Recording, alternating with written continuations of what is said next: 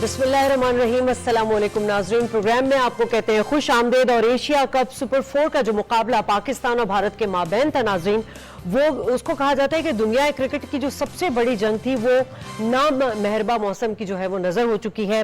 और कोलंबो में जारी जो बारिश है उसने मैच को किरकिरा कर दिया है।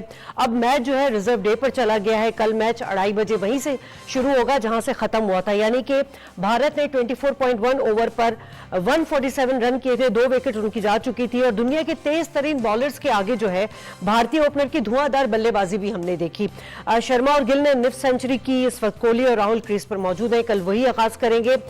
सवाल आज यहाँ ये उठाएंगे कि अगर बारिश के ये इम्कानात नजर आ रहे हैं तो कल ये दोबारा बारिश होगी, और उसके बाद जो है अगर ये मैच मुतासिर होता है तो फिर क्या ये डकवर्थ लुइस फॉर्मूले के तहत जाएगा, इस पर तो बात होगी। लेकिन साथ साथ बात करेंगे कि हमारे जो कैप्टन थे उनकी जो आज की हिकमत अमली थी वो कैसी थी। टॉस जीतकर उन्होंने पहले बॉलिंग का फैसला किया, वो कितना करामत रहा। हमारी फील्डिंग में वो परफॉर्मेंस नजर नहीं आई, इसमें क्या बेहतरी हो सकती है, क्योंकि कल भी एक ऑप्शन है। अपने गेस्ट का तारुफ करा दूं, इस वक्त मेरे साथ मौजूद है नादरा मुश्ताक, स्पोर्ट्स एनालिस्ट है। साथ साथ हमें कमाल फरीदी साहब क्रिकेट एक्सपर्ट हैं, वो भी ज्वाइन करेंगे। नादरा, बड़ी एक्साइटमेंट रही, पिछला मैच भी बड़ी एक्साइटमेंट थी, लेकिन बारिश के नजर हो गया। आपको क्या लगता है कि इस वक्त ओवरऑल आप क्या देख रही हैं कि पाकिस्तान ने टॉस जीता, फिर बॉलिंग की। पिछली दफा भी जब टॉस जीता था वो कह रहे थे अगर हम नहीं भी जीतते तो हम बॉलिंग करते। ये पिच आपको लग रही थी कि ये बैटिंग के लिए पहले मुफीद थी या बॉलिंग के लिए? देखिए, पिच जो है वो वेरी करती है, डे बाय डे चेंज होती है। जो पहले इन्होंने डिसीजन लिया था वो राइट डिसीजन था। आज जो डिसीजन लिया है, हालांकि आज भी बैटिंग विकेट है, ऐसा भी नहीं बिल्कुल फ्लैट भी नहीं है, लेकिन इसमें गेंद थोड़ा सा फंस के जा रहा था। जरूर थोड़ा सा लग रहा था कि मुश्किल है, लेकिन इस हद तक मुश्किल नहीं थी कि उस पर रन्स पाकिस्तान नहीं बना पाता। और पाकिस्तान को अपनी खामी का भी पता है कि हम चेजर अच्छे नहीं हैं। अगर हमारे सामने 300 का पहाड़ जैसा रन्स का हदफ आ जाता तो पाकिस्तान यकीनी तौर पर उसमें कुछ नहीं कर पाता। एक अंडरस्टूड सी बात है, मैं ये नहीं कि पाकिस्तान के एंटी कोई ऐसी बात कर रही हूं, लेकिन जो चीज हमने देखी है, हमारे जो प्लेयर्स हैं उनमें मिडिल ऑर्डर जो है वो कभी भी नहीं चलता है, कोलैप्स हो जाता है। अगर लेट्स सपोज बाबर आजम आते हैं और बाबर आजम आउट हो जाते हैं क्योंकि एक अच्छे परफॉर्मर हैं और उनकी जो है वो कंसिस्टेंसी के हिसाब से बहुत जबरदस्त उनकी परफॉर्मेंस है, वो करते चले जा रहे हैं। अब बाबर अगर आउट होते हैं या फखर आउट होते हैं तो हम रिलाय उन पे ही ज्यादा कर रहे हैं। यहाँ पर मैं मोहम्मद रिजवान को इसलिए नहीं कहूंगी, गो के बहुत अच्छे प्लेयर हैं, लेकिन वो ओडीआई के अच्छे प्लेयर बहुत नहीं है। तो बाकी आपका मिडिल ऑर्डर क्या कर रहा है? हाँ, ये हो सकता है जब आपके पास 300 का टारगेट है तो उसमें आप सब कंट्रीब्यूट करें, जो कि बहुत नामुमकिन नजर आता है। यहाँ पर जो आज आपने कि आज टॉस का जो एक वाइटल रोल होता है उसमें डिसीजन होता है। 50% एडवांटेज चला गया था पाकिस्तान को टॉस जीतकर। 100% मैं कह रही हूँ, 50% नहीं, 100% पाकिस्तान कर सकता था। आपके पास अगर एक मौका मिला था आप करते। आपने टॉस जीतकर मतलब पिच देखने के बाद भी आपने फैसला जो है वो गलत किया। ठीक है, कमाल भी हमारे साथ मौजूद हैं, उनको भी हम शामिल गुफ्तगू करते हैं। कमाल, आप तो वहां पर मौजूद हैं कोलंबो स्टेडियम में, और मैच को तो आपने बहुत करीब से देखा, साथ साथ अपने पिच की जो एक्चुअल जो उसकी सिचुएशन थी उसको भी बहुत बेहतर जानते हैं। क्या ये फैसला सही, क्योंकि पिछले दफा भी क्या हमारे कैप्टन को तनकीद का निशाना करना पड़ा कि जी आपने बॉलिंग पहले क्यों ले ली, क्योंकि आप चेस करने की सलाहियत नहीं रखते। आज आपको क्या लग रहा है, इंडिया की जाराना आगाज, क्या आज भी ये फैसला टॉस जीतकर बॉलिंग का गलत साबित हुआ? नहीं जी, देखें यहाँ पे कंडीशंस पहले आप देखें।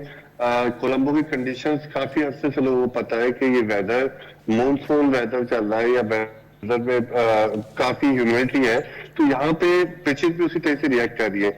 आप अगर आज टॉस जीत रहे हैं तो batting first should be a better option, क्योंकि वजह ये थी कि सेकंड आपके पास ड्यू फैक्टर भी आ रहा था और दूसरा आपके पास बारिश के भी आसार थे, जो कि कंफर्म हो गया था कि बारिश हो गई है। अब यहाँ पे सिचुएशन इस तरह से थी कि लोग चाह रहे थे कि किसी तरीके से ये मैच हो। असल हम यहाँ पे ग्राउंड की रियलिटी आपको बताएं, जो यहाँ पे लोग दुनिया से आए थे पाकिस्तान इंडिया का मैच देखने के लिए, वो नाउमीद होके नहीं जाना चाह रहे थे। वो चाह रहे थे कि कैंडी में जिस तरीके से मैच हुआ, अबेंडेंट हुआ, एक एक पॉइंट मिल गया, वो यहाँ पे मैच को होता हुआ देखना चाह रहे थे, जिसकी वजह से एक प्रेशर बिल्ट हो गया था कैंडी के मैच के बाद जैस शाह पे, एसीसी पे, कि इस मैच को कहीं और मुंतकिल किया जाए जहां पे बारिश का कोई आसार नहीं है। जब भी हम्बन टोटा को सिलेक्ट किया गया था, क्योंकि वो थोड़ा सा ड्राई इलाका है नियर बाय 3-4 घंटे की ड्राइव है, बट थोड़ा सा ड्राई है, निस्बतन वहां पे बारिश कम होती है। तो हम्बन टोटा को इस वजह से सिलेक्ट किया गया था और लोगों को पता था कि किसी भी तरीके से तो मना क्यों किया गया वहां पे हम्बन टोटा में? क्या वहां के इंडियन क्रिकेटर्स ने मना कर दिया था कि यहाँ 5 स्टार होटल्स नहीं है तो हम यहाँ मैच नहीं खेलेंगे? नहीं, ऐसी तो इंडियन क्रिकेटर्स की देखिए, क्रिकेटर हमेशा कंपटीशन में आना चाहता है, वो खेल के एक लोहा मनवाना चाहता है। वो अगर नहीं खेलेगा तो वो अपनी भी रैंकिंग बेहतर नहीं कर पाएगा, अपनी कंट्री की रैंकिंग भी नहीं बेहतर कर पाएगा। मैं इंडिया पाकिस्तान से किसी भी प्लेयर की बात कर ले, चाहे वो नेपाल हो, अफगानिस्तान हो, कोई भी प्लेयर हो, वो जब तक खेलेगा नहीं तब तक वो अपनी रैंकिंग बेहतर नहीं करेगा। इसी तरह से कोई टीम जब तक खेलेगी नहीं तब तक वो अपनी रैंकिंग बेहतर नहीं कर पाएगी। तो मुझे नहीं ख्याल किसी बोर्ड को, लेकिन हैरत की बात नहीं है कमाल, क्योंकि ये एक कंटिन्यूटी में बात चल रही, तो मैं आप ही से पूछ लेती हूँ कि हैरत की बात नहीं है कि पाकिस्तान मेजबान होने के बावजूद उसको लूप में नहीं रखा गया। एक ऑप्शन दी गई, उन्होंने तो जो भी आर्ग्यूमेंट दिए कि जी पाकिस्तान में हम इस वजह से मैच नहीं खेलना चाहते, इंडिया ने जो दिया, तो दुबई का ऑप्शन भी था, वहां भी जा सकते थे। श्रीलंका में तो 80% चांसेस है, कल भी चांसेस है बारिश के, फिर ये डकवर्थ लुइस के फॉर्मूले के तहत चला जाएगा, ये फिर मैच मुतासिर होगा। बिल्कुल हकीकत है, वजह यह है, देखिए पीसीबी का रवैया, यहाँ पे जिस तरीके से पीसीबी का रवैया आपको नजर आया है, वो काफी हथियार छोड़ के उन्होंने बात की है हर तरीके से कि हथियार उनके पास नहीं है, वो किसी लेवल पे डिफेंड नहीं कर पा रहे अपने ओन कंपटीशन को। मैंने यहाँ पे देखा लोगों को कि वो एसीसी के सामने बिल्कुल बेबस है एक किस्म के कि वो डिसीजन जिस तरीके से ले रहे हैं वो उसी डिसीजन। तो जय शाह तो एसीसी के भी तो सदर है, जय शाह तो बीसीसी के सेक्रेटरी हैं, तो ये तो फिर वही बात आ गई कि क्रिकेट में भी सियासत ले आए ये लोग। हकीकतन यही हो रहा है, यही वजह है। आज आप सोशल मीडिया पर ट्रेंड उठा के देख ले, जय शाह को ही बोला जा रहा है कि आज जो मैच नहीं हुआ, देखिए दुनिया भर में वेदर की फोरकास्ट 10-15 दिन पहले आ जाती है, टेक्नोलॉजी इतनी एडवांस हो गई है। हाँ। इसी टेक्नोलॉजी को अगर आप हर चीज पे इम्प्लीमेंट करते हैं, इंडिया अगर इतना एडवांस अपने आप को समझता है कि वो चांद पे जा चुका है, तो उसको ये नहीं पता कि आइंदा 4 दिनों में 10 दिनों में बारिशें हो रही है और जिस शहर में वो मैच करा रहे हैं उस शहर में बारिश होते वो मैच मुतासिर होगा। जब दुनिया को पता है, लोगों को पता है, तो ये इतने स्टबर्न क्यों थे? इन्होंने अपना मैच क्यों नहीं शिफ्ट करा किसी हम्बन टोटा में या किसी और शहर में चले आते? अगर इंडिया को पाकिस्तान आने में तकलीफ थी तो वो किसी और शहर में करते, ताकि लोगों को, दुनिया के करोड़ों लोग ऐसे हैं जो टीवी के आगे आज इतवार होने के बावजूद बैठे हुए थे। हाँ। वो चाहते थे कि किसी तरीके से मैच खत्म हो। लोग कंटिन्यू मैसेज कर रहे थे कि स्टेडियम की सिचुएशन क्या बारिश रुक गई? बारिश रुक गई थी हकीकतन, लेकिन उसके बाद जो बारिश हुई उसने मैच आज खत्म कर दिया। तो बहुत सारे सवाल आ रहे हैं ना कमाल। अब तो एक तो पाकिस्तान को इतना नुकसान हो गया, मतलब उसका अजाला कौन करेगा? लाजमी सी बात है, आगे वर्ल्ड कप आने वाला है अक्टूबर में, तो उस पर भी इफेक्ट पड़ेगा सारा कुछ। ये तो फिर पाकिस्तान के बिल्कुल अगेंस्ट चीजें जा रही हैं।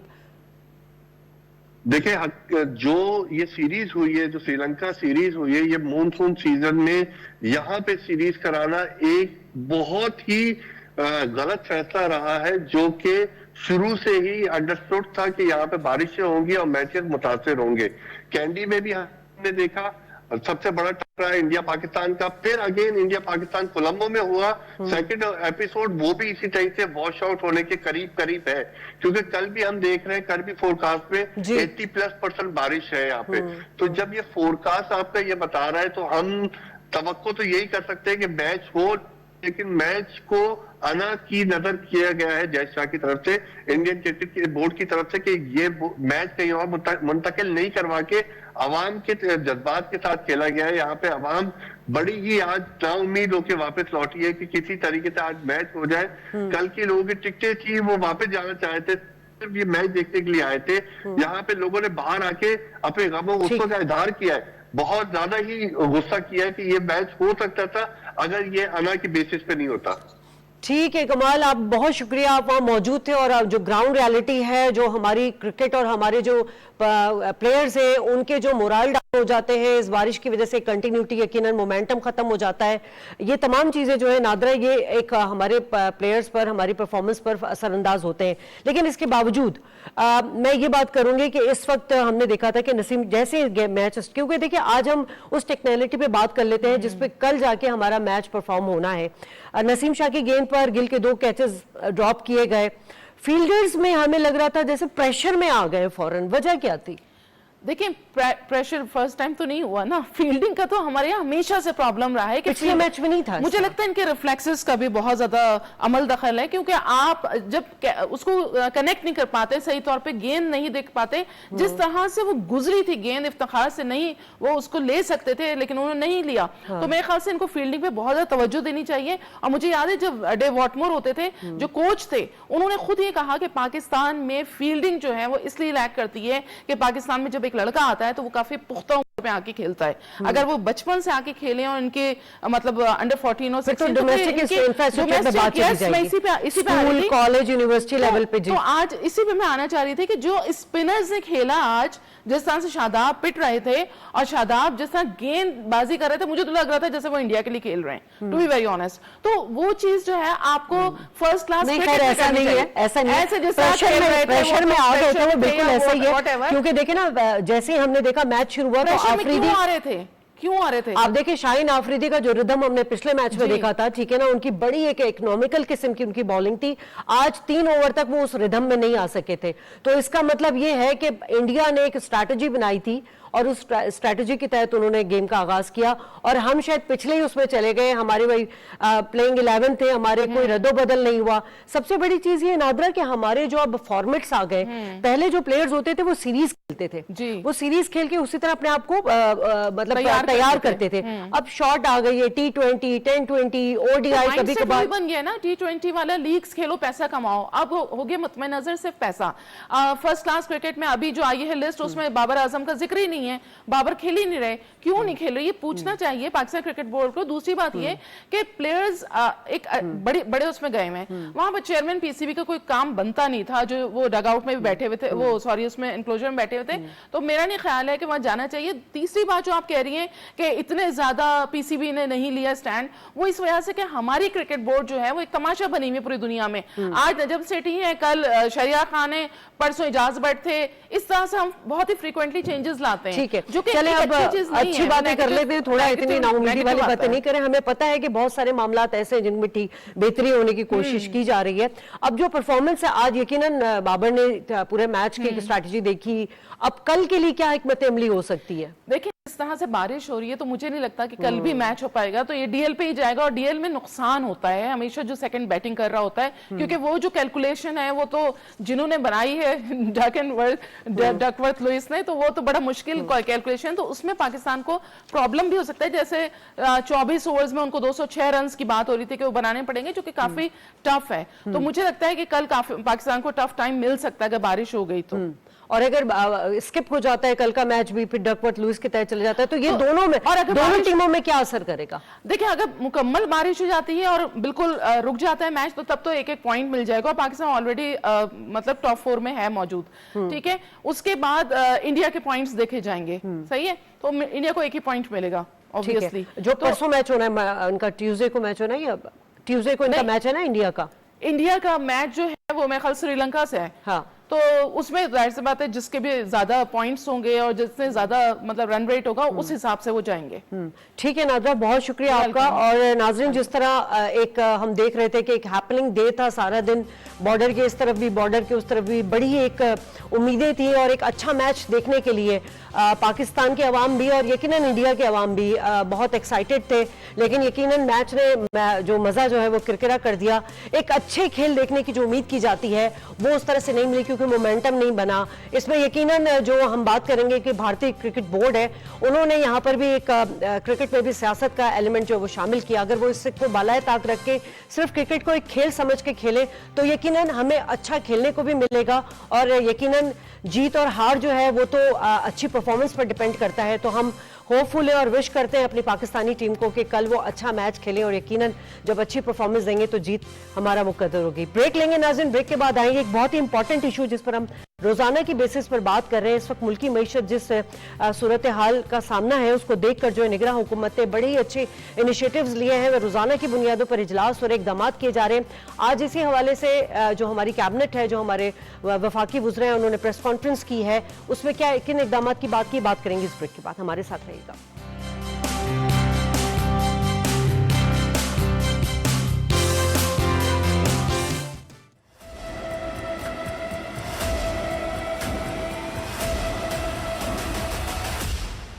The ultimate cricketing showdown in Asia is back. The most anticipated clash of the event is here. The big guns from Asia are here to compete for the glory. This is the Asia Cup, the tournament that will have you on the edge of your seats.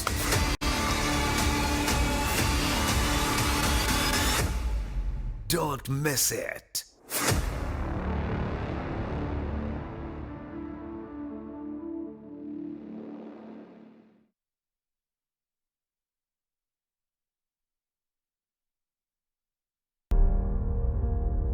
हम बात करेंगे मुल्क के आम अफराद की जिंदगी पर, आलमी उफक के बदलते हुए हालात और नजरियात पर। मुल्क का सियासी और मुआशी मंजरनामा क्या कहता है? पाकिस्तान में तरक्की की रफ्तार कितनी तेज है? खुशियों के लम्हात पर भी होगा तबादला ख्याल। शहरे इक्तदार क्यों है तमाम अहम खबरों का महवर।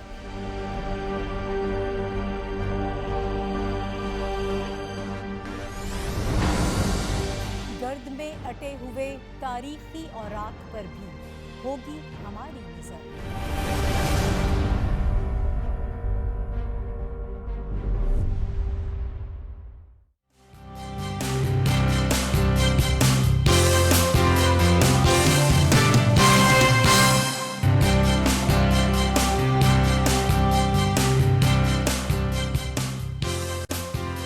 वेलकम बैक नाज़रीन। जैसे कि ब्रेक से जाने से पहले एक बात हुई थी कि जो मुल्की मुआशी मामलात हैं उसको बेहतर करने के लिए, उसकी डायरेक्शन ठीक करने के लिए और जो महंगाई के दीगर एलिमेंट्स हैं उस पर निगरान हुकूमत जो है रोज़ाना की बुनियाद पर जो है वो प्लान भी कर रही है, एग्जीक्यूट करने की कोशिश कर रही है और यकीनन उसकी एग्जीक्यूशन के बाद हमें कुछ बेहतर नताइज निकले बरामद होने शुरू हो चुके हैं। अब से कुछ देर कबल निगरान वज़ीर दाखिला और वज़ीर इत्तलात साहब ने प्रेस कॉन्फ्रेंस की थी। स्मगलिंग की रोकथाम के लिए बड़ी इंपॉर्टेंट बात की थी, हुकूमती इक़दामात के हवाले से बात की और जो कामयाबियां हासिल हुई वो भी शेयर किया।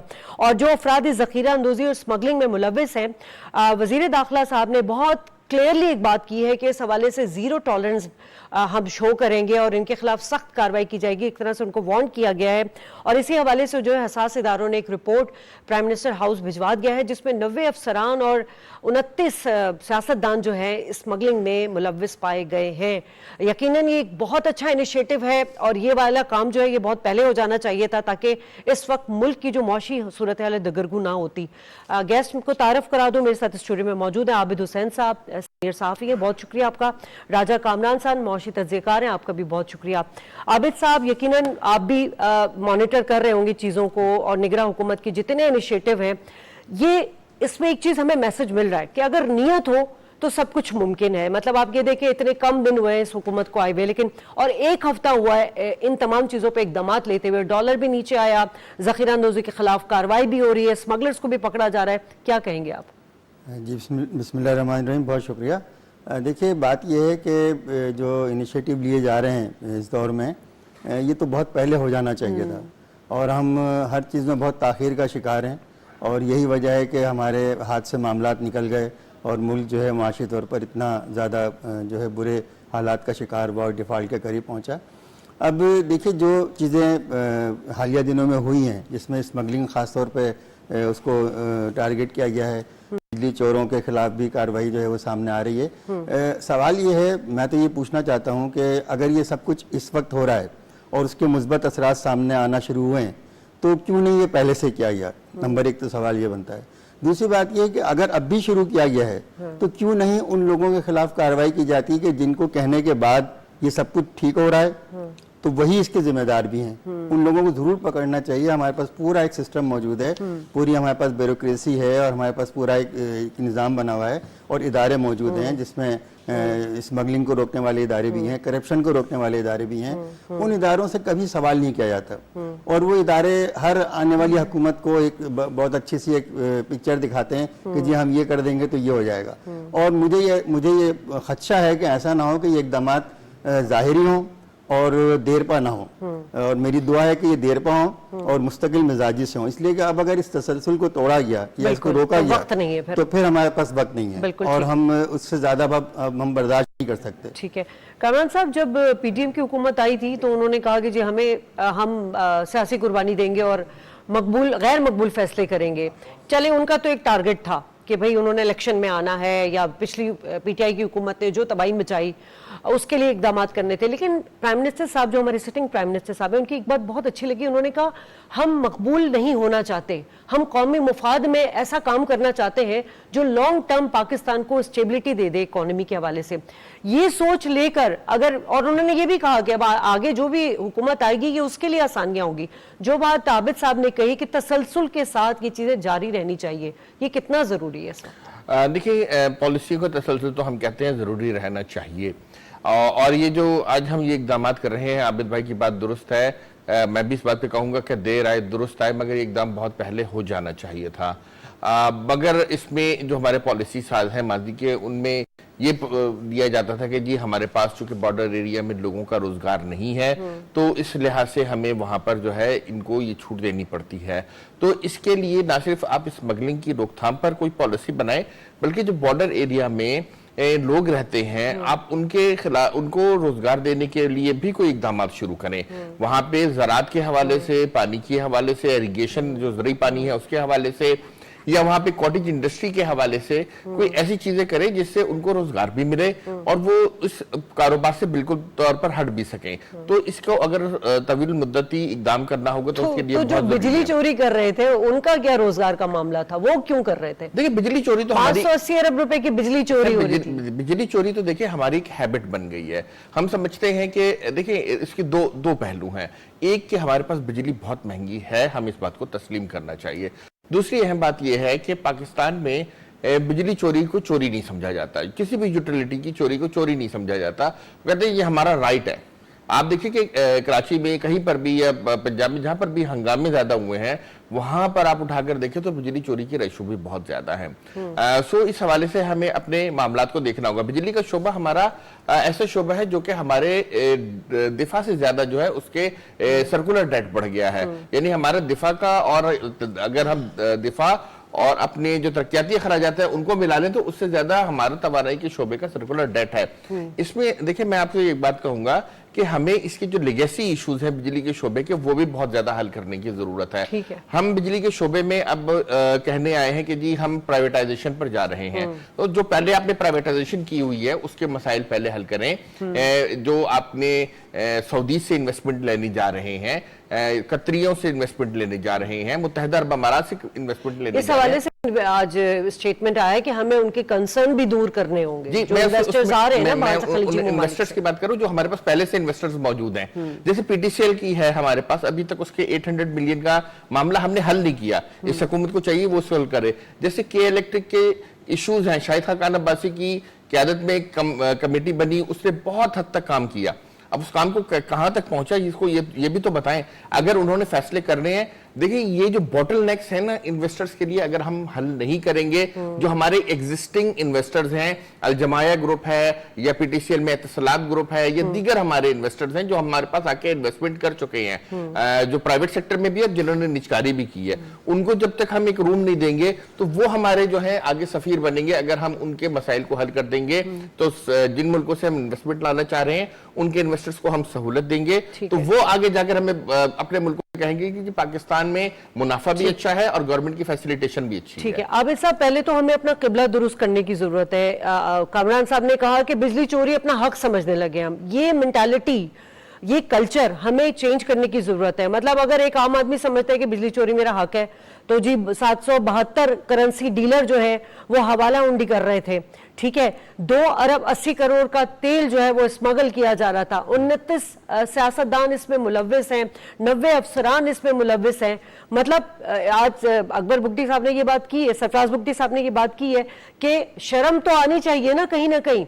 मतलब मिनहसुल कौम हम सबको अपने इस कल्चर को चेंज करने की जरूरत है, तभी हम काम कर सकेंगे। देखिए, मैं थोड़ा सा इस बात से इख्तिलाफ ये करूँगा कामरान भाई की कि बिजली चोरी जो है वो आम आदमी की इतना बड़ा उस पर रेशो नहीं है। ये जो बिजली चोर बड़े बड़े बिजली चोर हैं, पहले भी ये रिपोर्ट बनती रही है कि जो असल बिजली चोरी हो रही है वो बड़े लोग कर रहे हैं। और जो एक रेशो निकाला गया था, एक रिपोर्ट बनी थी माजी में, उसमें जो आम सारिफ था उसके जो यूनिट देखे गए थे वो बहुत कम थे, कदरे कम थे, यानी बहुत कम थे, कदरे नहीं बल्कि बहुत कम थे। लेकिन हम क्या करते हैं कि हम अपनी कौमी पॉलिसी को उठाकर आम आदमी के ऊपर लगा देते हैं कि जी ये सबसे बड़ा चोर है। अब आप देखें, अगर ये सारी कार्रवाई हो रही है तो इसमें पकड़े कौन जा रहे हैं? सारे बड़े लोग। छोटे लोगों का मसला नहीं है।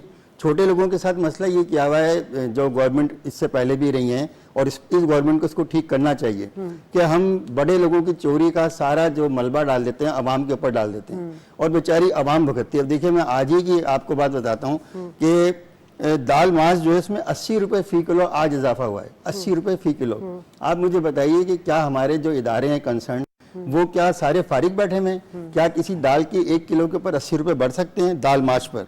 और इसी तरह मसूर की दाल पर 70 रुपए फी किलो इजाफा हुआ है। अब ये जो आर्जी तौर पे चीजें हो रही होती हैं, इसको वही चेक एंड बैलेंस नहीं है ना, देखिए मैकेनिज्म नहीं है। अगर मैं वही बात आपसे कर रही हूँ कि अगर एग्जीक्यूशन है हुकूमत की, तो वो अपने निचली जो उनके अंडर इदारे आते हैं, शमशाद साहबा का भी आपने सुना होगा कि जो जितने झेली इदारे हैं हमें उनको भी ठीक करने की जरूरत है। एफबीआर में इस्लाहात की जरूरत है, बहुत सारी चीजें। अब ये इतने साल का अरसों का, मैं कहूँगी डिकेड का जो आपका एक बिगाड़ है वो आप एक हफ्ते में तो नहीं ठीक कर सकते। असल बात ये है, आपकी बात में थोड़ी सी इसमें इजाफा कर दूं कि जो भी इदारे जहां जहां काम कर रहे हैं, देखिए आप उस इदारे को अगर मजबूत करेंगे और उनको पाबंद करके उनकी रिपोर्ट लेंगे, यानी आपके पास ऐसा मैकेनिज्म होना चाहिए कि ऐसा ना हो कि जो रिश्वत खोर को पकड़ने वाला इदारा है वो खुद रिश्वत लेना शुरू कर दे, जो करप्शन को पकड़ने वाला इदारा है वो खुद करप्शन शुरू कर दे। तो हमारे यहाँ तो यही होता रहा है कि एंटी करप्शन वाले खुद करप्शन कर रहे होते हैं और जो दूसरे इदारे हैं वो भी दूसरे काम कर रहे होते हैं। अब अगर आर्मी चीफ साहब ने ताजरों के साथ बात की और उसके बाद कोर कमांडर साहब को अहकाम दिए कि आज के बाद 1 लीटर की स्मगलिंग नहीं होनी चाहिए, तो ये जो पूरी चेन लपेट में आई है उस पूरी चेन को छोड़ना नहीं चाहिए। देखिए, जब चोरी पकड़ी गई है तो इसका मतलब है चोर भी सामने आ गया है। अगर आपने उनको छोड़ दिया तो यही वाला सारा मलबा फिर आवाम भुगतेंगे, फिर आप महंगाई के उसमें जाएंगे, फिर वही हाल होगा जो इस वक्त हो रहा है। इसकी एक ही सूरत है कि आप उनको सजाएं देना शुरू कर दें और सजाएं देने के लिए अगर आपको कानून साजी जरूरी करनी पड़े तो खुदारा वो कर लें और उस कानून के मुताबिक। बात वही है ना कि इस हुकूमत के हाथ में कानून साजी तो नहीं, लेजिस्लेशन तो उन्होंने करना है जो पहले हुकूमतें कर गए और जो अब इंतखाबात के लिए दोबारा खड़े हो रहे हैं, ये उनका काम था। इस वक्त आर्मी चीफ साहब की जो मुदाखलत है वो आप क्या समझ रहे हैं, कितनी पॉजिटिव है? क्योंकि ये वक्त की जरूरत थी, जब हंगामी हालात होते हैं तो हंगामी इकदाम करने पड़ते हैं और इसमें आर्मी चीफ साहब को इन्वॉल्व होना पड़ा। उनका ही एक तरह से खौफ नजर आ रहा है हमें कि ये जो चूहे घुसे हुए थे, जो स्मगलर्स थे, जखीरा अंदोज थे, इनके खिलाफ कार्रवाई हो रही है। और देखिए डॉलर 30 रुपए नीचे आया है और ये जो स्मगलिंग हो रही थी इससे भी महंगाई हमारी बढ़ रही थी क्योंकि अशया खुरनोश स्मगल हो रही थी चीजें। देखिए, स्मगलिंग के तो हमारे पास बहुत ही गहरे असरात हमारी मईशत पर होते हैं। हमारी मईशत पर न सिर्फ ये कि एक पैरेलल इकोनॉमी खड़ी हो जाती है जो टैक्स से बाहर होती है। हमारा टैक्स टू जीडीपी रेशियो 9% है। दुनिया में अगर आप 20% पर जाएं तो हमें किसी दुनिया में किसी से कर्ज नहीं लेना पड़ेगा और जो मुल्क है जो 20% पर है वो बहुत अच्छे तरीके से अपने मामलात को चला रहे हैं। एक तो बात यह है। दूसरी बात यह है कि एक आर्गुमेंट आर्मी चीफ साहब ने बहुत अच्छा लिया है, मगर इससे पहले हमें इसी इदारे से पता लगता था कि यार वहां पे कोई रोजगार का जरिया नहीं है। दैट्स व्हाई मैं ये कह रहा हूं कि अगर हम वहां पे कोई कार्रवाई कर रहे हैं तो वहां पर हमें एक पैरेलल कोई इकोनॉमी जो दस्तावेजी है वो वाटर खड़ी ट्रेड करनी का तो शहबाज शरीफ साहब लेकर आए थे, गए भी जी, थे वहां पे ये वाटर बहुत ट्रेड अच्छा में। है। हमें यही जो बॉर्डर मार्केट्स हैं ये अफगानिस्तान के साथ और ईरान के साथ मस्जिद बनानी चाहिए, क्योंकि वहां पर एक तिजारत का जो सिलसिला है वो शुरू हो और जो हमारे नोटिस में हो कि क्या आ रहा है और क्या जा रहा है, हम कैसे इस तिजारत को कर रहे हैं। सबसे इंपॉर्टेंट बात तो ये है। दूसरी बात ये जो मैं पहले तसलसल कर रहा था, तो आबिद भाई ने जो बात कही है, मैं आबिद भाई की बात से बिल्कुल एग्री करता हूं कि बिजली में जो चोरी कर रहा है वो एक आम आदमी की कितनी होगी, वो 2 पंखे एक एयर कंडीशन चला लेगा, मगर जो बिजली के बड़े चोर हैं उनके ऊपर भी हाथ डालना चाहिए। और हमें अपने पावर सेक्टर के जो इंफ्रास्ट्रक्चर के मसाइल हैं उनको हल करना चाहिए। हमारे पास देखिए अब बहुत अच्छी बात कर रहे हैं कि हम प्राइवेटाइजेशन पर जा रहे हैं अपनी डेस्कोस की। उसके लिए हमारे पास ऐसे डेस्कोस भी हैं जिनमें जो थेफ्ट रेशियो वो 3% तक है, जैसे इस्लामाबाद है, गुजरांवाला है, फैसलाबाद है, लाहौर है। कुछ है जहाँ पे 35% है, जैसे पेशावर है, सक्खर है, हैदराबाद है। तो इनकी जब आप निचकारी करने जा रहे हैं तो उससे पहले जिसकी निचकारी की हुई आप उसके पहले मसाइल को हल करें। दूसरी बात यह है कि आप इसकी निचकारी को लेकर आए स्टॉक मार्केट में, जो सबसे बेहतरीन जरिया है। स्टॉक मार्केट में जेम बोर्ड के जरिए आप लेकर आए और उसके फिर आगे शेयर्स को तकसीम करें।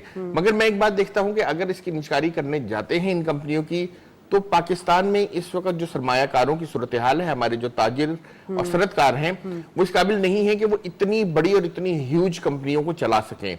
जैसे कि इस्लामाबाद है या हैदराबाद, कराची से बाहर जो है 2 डिस्कोज हैं जो पूरे सिंध को चलाती हैं। पेशावर में एक है, फिर ट्राइबल एरिया में एक है, फिर कोयटा, पूरा कोयटा जो है एक डेस्को चलाती है। उसके लिए हमें जो है फॉरेन इन्वेस्टर की जरूरत होगी।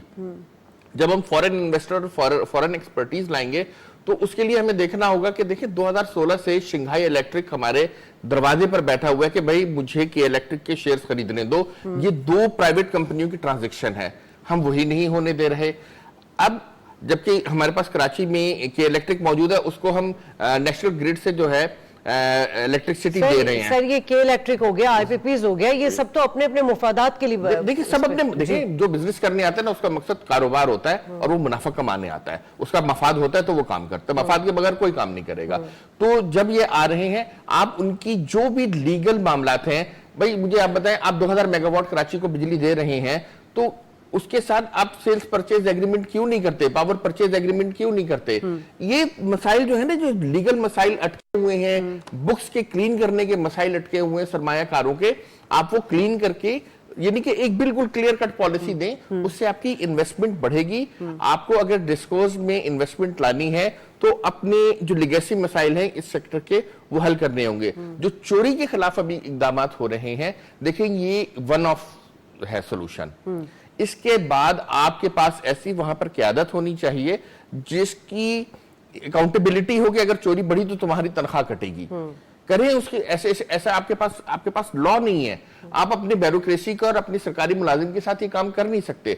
आप उनके लेकिन SIFC में बार बार रिपीट करती हूँ, एपेक्स कमेटी बनाई इसलिए गई है कि तमाम लूप होल्स जो हैं, SIFC ना अभी इस वक्त देख रही है जो नई इन्वेस्टमेंट है और वेरी गुड इन्वेस्टमेंट है, जिस पर मैं अभी आपसे तफसील से बात करना चाहूंगा।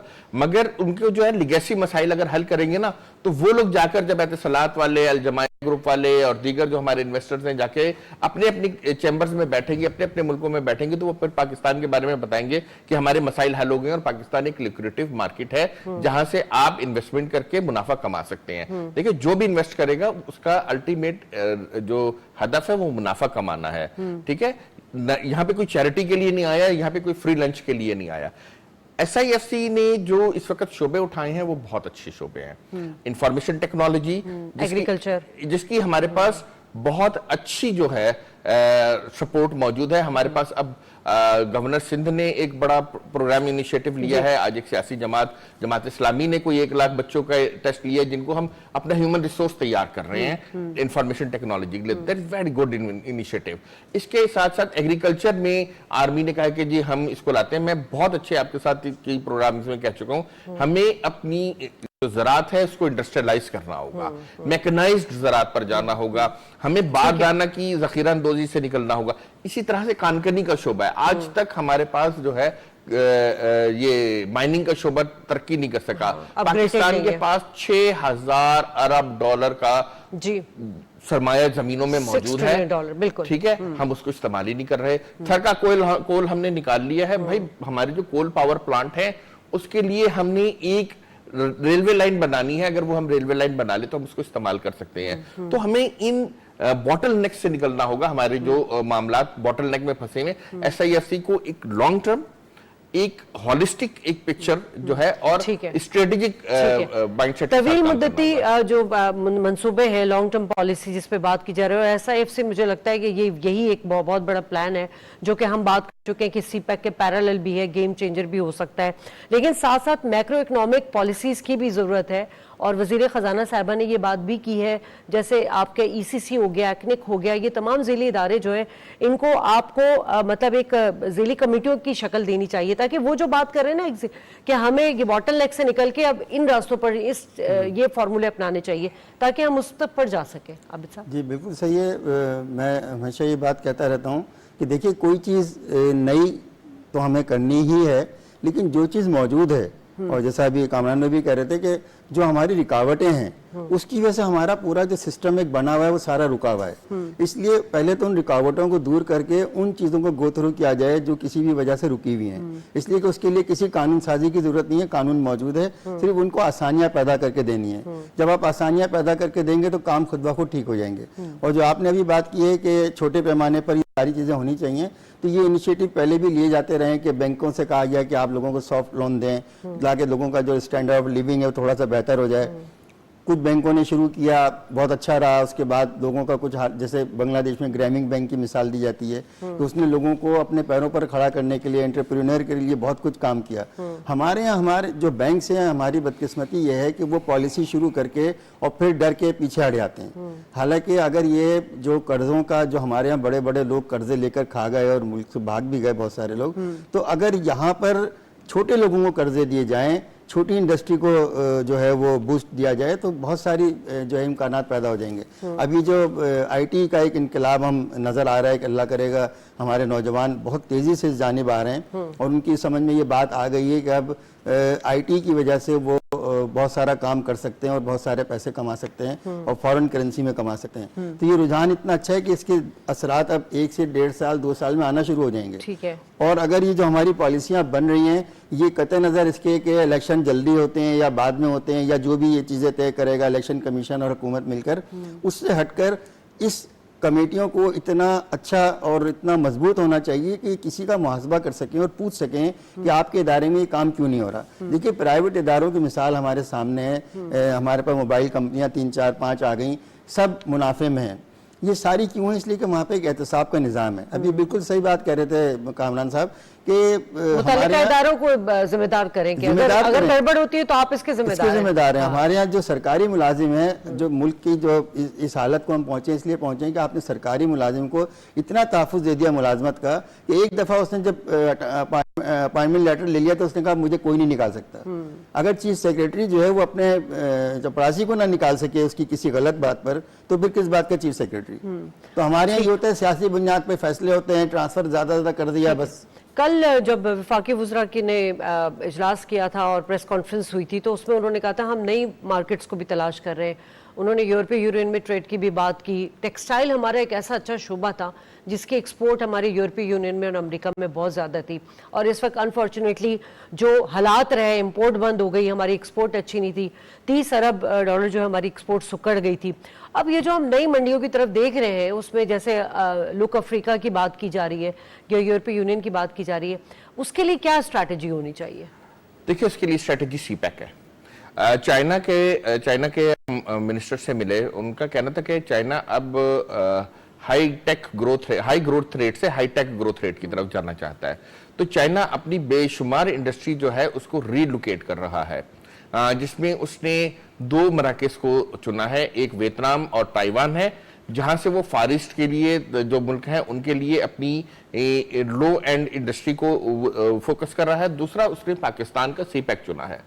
देखिए इस वक्त अगर आप चाइना शंघाई से अपनी प्रोडक्ट को लाकर अफ्रीका में बेचेंगे और अगर पाकिस्तान के जरिए ले जाकर बेचेंगे तो उसमें जो लैग टाइम है वो 2 हफ्तों का है।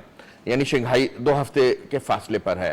तो जो आपको लाइट इंजीनियरिंग है, आपको वहां से यहाँ पाकिस्तान शिफ्ट करनी है, और उसके लिए जो स्पेशल इकोनॉमिक जोन बनाए हुए हैं उनको जो है फाल करना है, उनमें वो इंडस्ट्रीज लाके लगानी है, और यहां से जो है हमने लुक अफ्रीका देखना है। अफ्रीका और यूरोप की मार्केट को हम यहां से कैप्चर कर सकते हैं। अफ्रीका में देखिए खाना जंगी खत्म हो चुकी है जो 90s में थी, अब अफ्रीका राइजिंग अफ्रीका है। अब वो देखें एथियोपिया भी जो है वो अब ब्रिक्स का हिस्सा बन रहा है, वो सऊदी अरब और उनके साथ आके बैठ रहा है। तो हमें इसको अफ्रीका को एक नए नुक्ते नजर से देखना होगा।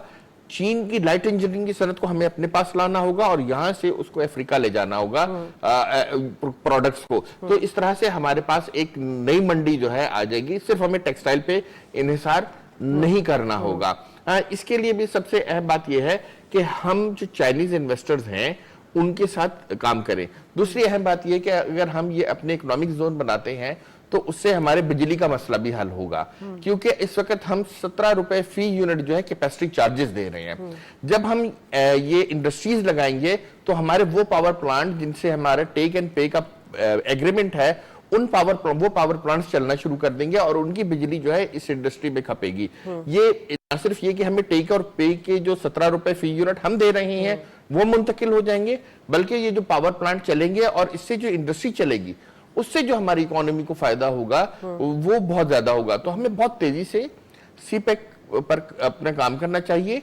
अपने जो जोन है, जैसे अपने धाबेजी में एक जोन है, रकशई में है, रशाकई में है, इसी तरह से पूरे हमारे चारों प्रोविंसेस में है। तो उन सबको हम अगर फाल करेंगे, उनमें तेजी से सनतें लाने का इंतजाम करेंगे तो हमारे पास बहुत जल्द जो है तो हमारे पास ऐसे कौन सी जिनास, हमारी कौन सी क्रॉप्स ऐसी हैं जो हम अभी एक्सपोर्ट करने की पोजीशन में आबिद साहब और करना चाहिए उस पे काम करें? हमारे पास तो अजनास में सारी दालें हम उगा सकते हैं, उग रही हैं माशाल्लाह हमारे यहाँ। हमारे पास गंदम है और ये सारी चीज़ें तो हम इसमें हमारे पास ज़राअत का इतना वसी मैदान मौजूद है कि जिसके लिए अभी बात की जा रही है कि उसको हमें जदीद करना होगा। तो उसको जदीद करने में इतनी देर नहीं करनी चाहिए और जितना जल्द हो सके इसको जो है पाए तकमील तक पहुंचाना चाहिए। तो कोई मकसद ऐसा दूर नहीं है, मामला सिर्फ करने की बात है, दिल चाहिए और उस अज़्म के साथ करना चाहिए कि भाई अब हमारे पास वक्त नहीं है और अब अगर जहाँ भी कोई रुकावट है उसको दूर करना चाहिए। आप उसके साथ जो भी आपकी एसोसिएशंस हैं कंसर्न, आप उनको बिठाएं, उनसे बात करें और उनको फ्री हैंड दें। जब तक आप फ्री हैंड नहीं देंगे, वो आपको मशवरे देते हैं, आप उसको फाइल दबा के ले आके इस्लामाबाद में ब्यूरोक्रेसी जो है वो साइड में रख देती है और मसला वहीं कमे रह जाता है। तो आप जो इतनी हमारी प्रोफेशनल एसोसिएशंस बनी हुई हैं सारे इदारों की, हर शोबे की हैं, आप उनकी मदद लें, आप उनके एक्सपर्ट्स को शामिल करें और एक्सपर्ट्स को शामिल करने के बाद उनकी जो तजावीज़ हैं उसमें से जो बिल्कुल शॉर्टली बता दीजिएगा कामरान साहब, वक्त खत्म होने वाला है। बैनुल अक़वामी जो हमारे मुआहदे हैं जैसे IMF के साथ हो गए या दीगर मालियाती इदारे हैं, जब तक हम उनके मुतालबात पूरे नहीं करेंगे और IMF के मुतालबा पूरा नहीं करेंगे, हमें अगली किस्में मिलनी है, वो कितना इंपॉर्टेंट है क्योंकि उसको भी अमल दरामद कराना है उस पर। देखिए मैं बहुत मुख्तसर सा एग्रीकल्चर पे बात करके फिर इस पर आता हूँ। देखिए एग्रीकल्चर में इस वक्त हमें चीन हमारे साथ बैठा हुआ है। चीन के लिए हमें अगर हम यहाँ पे अपनी बत्तख, खरगोश और कबूतर की फार्मिंग शुरू करें तो चीन बहुत बड़ा हमारा इंपोर्टर बन सकता है। हम वहां पे अगर चिकन सेल करने की कोशिश करेंगे, बीफ सेल करने की कोशिश करेंगे, नहीं होगा। माइंडसेट चेंज करने की जरूरत है। UAE और सऊदी अरब हमसे कहते हैं कि हमसे साथ पार्टनरशिप करो, हमारी जो फूड सिक्योरिटी है उसके लिए आप हमसे पार्टनरशिप करें। तो ये हमारे पास दोनों मामला, दोनों तरफ हमारे पास एक्सपोर्ट की गुंजाइश मौजूद है।